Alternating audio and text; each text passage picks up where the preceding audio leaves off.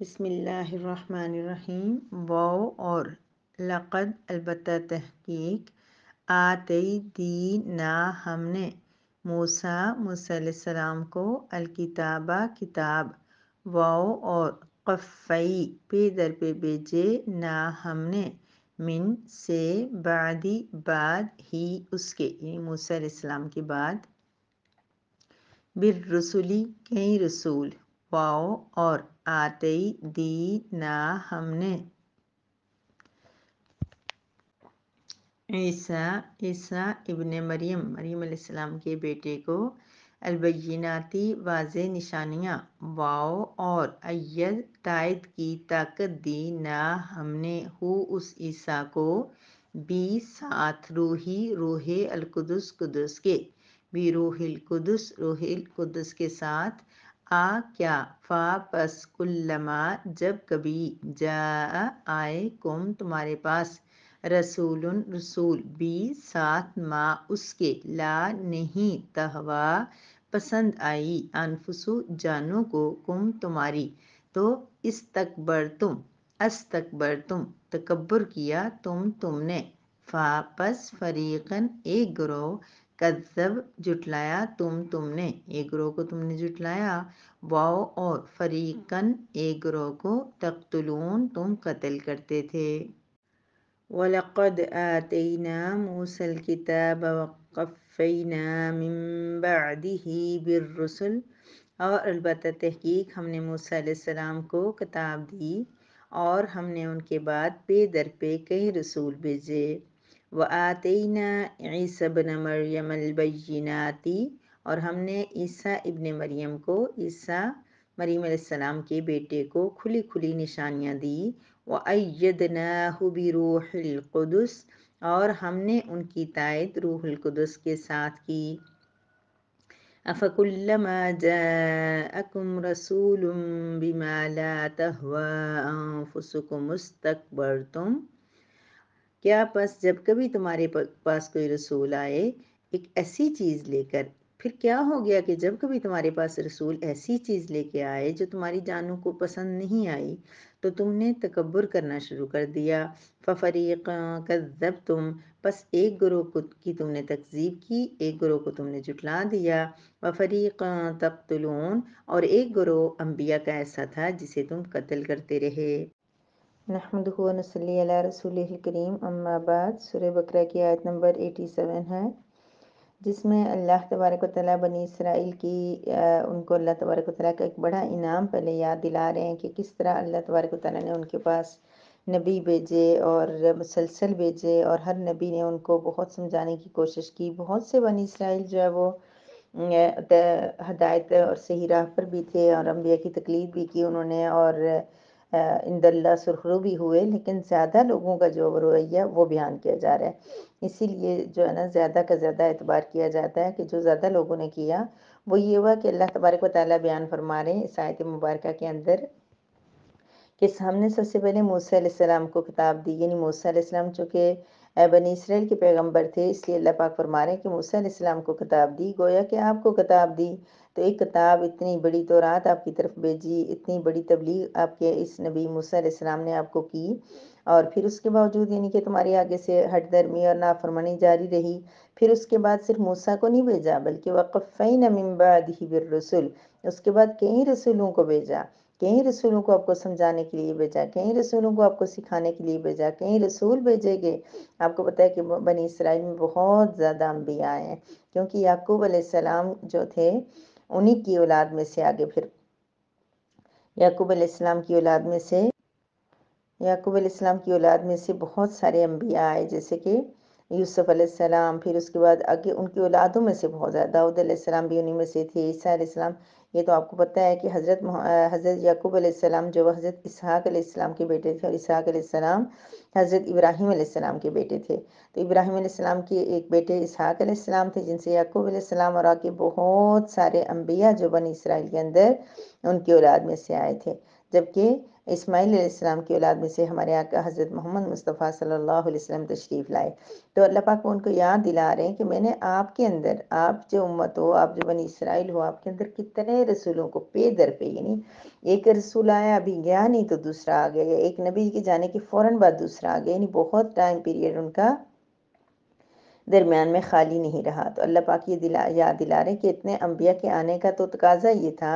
کہ تم اللہ کے احکامات کے مطابق زندگی گزارتے، اللہ کو راضی کر لیتے، جنت پا لیتے، لیکن تم نے ایسا نہیں کیا۔ اب تمام انبیاء کا ذکر کرنے کے بعد ایک اسپیشل نبی حضرت عیسیٰ علیہ السلام کا الگ سے اللہ پاک نے ذکر فرما دیا اور ان کو دیے گئے انعامات بھی یاد دلا دیے۔ فرمایا وَآتَيْنَا عِیسَىٰ ابْنَ مَرْیَمَ الْبَیِّنَاتِ، ہم نے عیسیٰ ابن مریم کو واضح نشانیاں دی، ہم نے عیسیٰ ابن مریم کو البینات دی۔ بینات سے مراد کیا ہے؟ اللہ تبارک و تعالیٰ نے ان کو بڑے معجزات دیے تھے، بہت سارے انبیاء کو دیے ہیں، لیکن عیسیٰ علیہ السلام کے معجزات بالکل بہت ہی الگ اور اسپیشل تھے، جیسے مردوں کو زندہ کر دینا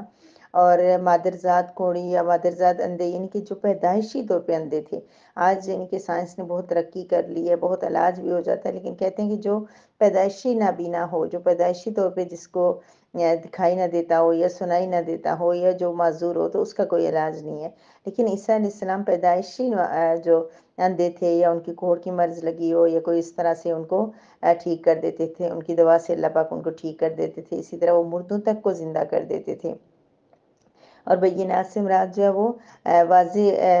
وَأَيَّدْنَاهُ، واضح نشانی یعنی کھلی کھلی نشانی ایسی جو بالکل صاف کلیئر تھی، واضح تھی۔ قرآن میں بار بار بینات کا لفظ آیا ہے کہ قرآن بینات ہے، کیونکہ اس کے اندر ہر چیز کلیئر ہے۔ ہاں ہماری سمجھ میں کمی ہو سکتی ہے، ہمارے سمجھانے میں کمی ہے، ہمارے بتانے میں کمی ہے، لیکن رب کا کلام بہت کلیئر ہے، روزی روشن کی طرح، بالکل سفید چادر کی طرح واضح اور صاف ہر چیز اس کے اندر ہے۔ پھر فرمایا وَأَيَّدْنَاهُ بِرُوحِ الْقُدُسِ، عیسیٰ علیہ السلام کو ہم نے اور کیا دیا کہ ہم نے عیسیٰ ابن مریم کو طاقت دی اپنے بڑے فرشتے جبرائیل علیہ السلام کے ذریعے۔ روح القدس سے مراد جبرائیل علیہ السلام ہے، کیونکہ روح کا حضرت عیسیٰ علیہ السلام کو بھی روح کہا گیا ہے، کیونکہ یہ امر تکوینی سے، یعنی فرشتے بھی اور عیسیٰ علیہ السلام بھی، ان کا جیسے عیسیٰ علیہ السلام کا کوئی باپ یا اس طرح پورا سسٹم نہیں تھا جیسے دنیا میں عموماً انسان کی پیدائش کا جو ذریعہ بنتا ہے، تو اس لیے ان کو امر تکوینی سے، یعنی اللہ تعالیٰ نے اپنے امر کن سے ان کو اللہ تبارک و تعالیٰ نے تخلیق فرمایا، تو روح القدس ان کو کہا جاتا ہے، جبرائیل علیہ السلام کو، تو ان کے ذریعے تائید کی، چونکہ جبرائیل علیہ السلام تو تمام انبیاء کے پاس آتے رہتے تھے، جب بھی کسی نبی کو مشکل آئے تب بھی اللہ پاک ان کو بھیجتے تھے، لیکن عیسیٰ علیہ السلام کے ساتھ خصوصی یہ تھا کہ ان کے ساتھ ہی وہ اکثر رہتے تھے، انہی کے ساتھ زیادہ تر وہ رہتے تھے، اور اس طرح جو ہے نا موسیٰ علیہ السلام، عیسیٰ علیہ السلام غیب کی باتیں بھی بتاتے تھے، اللہ کے حکم سے یہ سارا کچھ ہوتا تھا، لیکن یہ بات تو بڑی تھی کہ اس سے انہیں بنی اسرائیل کو فائدہ حاصل ہوتا تھا، وہ مزید سیکھ سکتے تھے، عمل کر سکتے تھے، لیکن اللہ پاک فرما رہے کہ اتنے انعامات یاد دینے کے بعد، اتنے نبی بھیجنے کے بعد، عیسیٰ کو بھیجنے کے بعد، موسیٰ کو بھیجنے کے بعد، پھر بھی کیا بات ہے کہ جب تمہارے پاس کوئی رسول ایسی چیز لے کے آتا ہے جو تمہیں پسند نہیں آتی، جیسے کہ ہم نے گزشتہ آیت مبارکہ کے اندر پڑھا تھا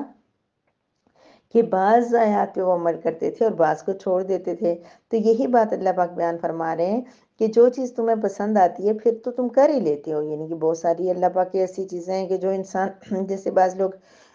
اس چیز کو مذاق کے طور پہ بھی لیتے ہیں کہ قرآن پاک میں حکم آیا کہ کلو واشربو، کھاؤ اور پیو، اس کو بڑے شوق سے لوگ بیان کرتے ہیں، پھر یہ کہ مرد حضرات اس آیت کو بہت پوائنٹ آؤٹ کرتے ہیں کہ قرآن پاک میں آیا کہ واحدۃ مثنی وثلاثہ، یعنی ایک ایک دو دو تین تین چار چار شادیاں کر لو، اس چیز کو بڑا ہائی لائٹ کرتے ہیں کہ یہ لکھا ہوا ہے، لیکن اس کے آگے پیچھے نہیں دیکھتے کہ وہاں کیا لکھا ہوا ہے۔ میں آج ہی اس کو دیکھ رہی تھی کہ وہاں یہ لکھا ہوا ہے کہ یتیموں کے ساتھ، یعنی کہ اگر یتیموں کی کفالت کرنی ہے، یتیم بچیاں کوئی آپ کے انڈر ہیں جن کو آپ نے ان کی کفالت کرنی ہے، ان کی دیکھ سن کرنی ہے، تو ان کے ساتھ نکاح کرو۔ ساتھ یہ بھی ہے کہ کوئی ایسی ضرورت مند لڑکیاں جن کے نکاح نہیں ہو رہے، جن کے مسائل ہیں، جو پریشان ہیں، ایسوں کے ساتھ کرو، لیکن جو بھی انسان دوسرا شادی اور تیسری ڈھونڈے گا وہ تو زیادہ سے زیادہ پہلے سے بھی زیادہ جو ہے نا جس کے کوئی مسائل اور وہ ایسی چیزیں نہ ہو ایسی دیکھے گا، بہرحال وہ تو الگ بات ہے۔ مسئلہ یہ ہے کہ جو چیزیں پسند ہیں وہ تو تم لے لیتے ہو، کسی طرح ان پہ عمل کر لیتے ہو، لیکن کیا ہے کہ جو چیز تمہیں پسند نہیں آتی، جو تمہیں تہوا پسند نہیں آتی، مشکل لگتی ہے، اس کے بارے میں تم تکبر کرنے لگ جاتے ہو، یعنی گویا کہ اللہ پاک اس بات کو، حالانکہ وہ یعنی جو چیز نہیں پسند آتی تھی اس پہ عمل نہیں کرتے تھے، تکبر کا کیا تعلق اس بات سے؟ اللہ پاک یہ بتانا چاہ رہے ہیں کہ آپ کسی چیز پہ عمل نہیں کرتے، جب اللہ کے قرآن پہ، اللہ کی تورات پہ، اللہ کی بتائے ہوئے حکم پہ عمل نہیں کرتے، تو پھر یہ کوئی عام بات تو نہیں ہے، یہ کوئی عام نرم سا انسان، عام سا انسان تو یہ نہیں کر سکتا۔ گویا کہ جو ایسا کرتا ہے وہ بڑا متکبر شخص ہوتا ہے، بڑے تکبر والا ہوتا ہے، اس کو خود پہ بڑا بھروسہ ہوتا ہے۔ وہ سوچتا ہے کہ میں جو ہے نا اس اللہ کی اتنی بڑے حکم کو بھی ٹال دوں گا پھر بھی مجھے کچھ نہیں ہوگا، میں تو بڑا نڈر ہوں، میں تو بہت بہادر ہوں، میں برداشت کر لوں گا سب کچھ۔ تو یعنی کہ تکبر انسان کو گناہوں پہ ابھارتا ہے۔ یہ ایک پوائنٹ والی بات ہے کہ اللہ پاک نے فرمایا کہ تمہارے پاس رسول آئے، لیکن جو ایسی چیز لے کے جب آئے جو تمہیں نہیں پسند آئی یا جس پہ تمہیں عمل کرنا مشکل لگا، پھر تم نے کیا کیا؟ تکبر کر لیا۔ یہ نہیں کہا کہ تم نے اس کو نہیں مانا، تکبر کر لیا، گویا کہ انہوں نے اس کو نہیں مانا تو وہ تکبر وجہ اس کی بنی۔ تو آج اگر ہم بھی کرتے ہیں نا یہ سارا کچھ، جو چیزیں ہمیں اچھی لگتی ہیں، جو ہمیں آسان لگتی ہیں، وہ تو ہم کسی طرح کر لیتے ہیں، لیکن ذرا سا مشکل حکم آ گیا میری پیاری بہنوں تو ہم اس پہ عمل نہیں کرتے۔ یہ آپ کو بھی پتہ ہے کہ ہم کون سے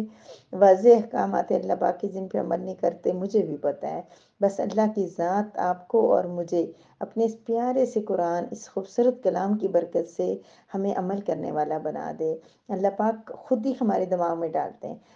29 پارے میں ہے کہ نفس لوامہ جو ہوتا ہے وہ انسان کو ابھارتا رہتا ہے نیکیوں پہ،